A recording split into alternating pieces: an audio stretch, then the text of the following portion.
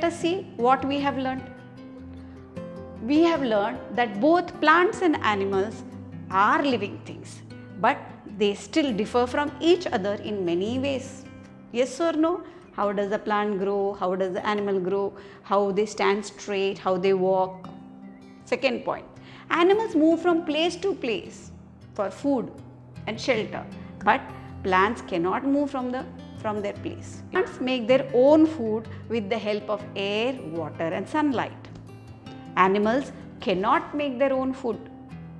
Animals breathe through their lungs or tubes or gills. Plants breathe through the stomata. Animals reproduce by laying eggs or by giving birth to the young ones. Plants grow from seeds and other parts of the plant. Animals have distinct sense organs, while plants do not have any sense organs.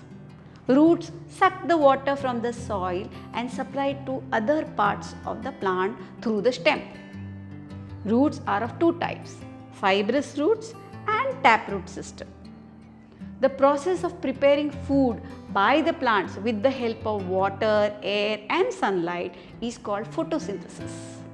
Photosynthesis takes place during daytime only in green plants. Non-green plants like the molds and the mushrooms get their food from the dead and rotting matter.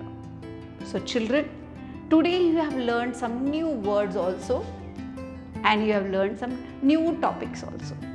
I am sure you have understood the lesson. You can see this lesson many times, 1 time, 5 times, your wish.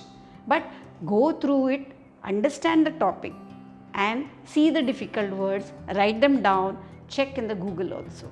At the end of this lesson, I am sure you will complete the exercise very well. Once you have understood the lesson, it is very easy for you to understand the chapter. Thank you.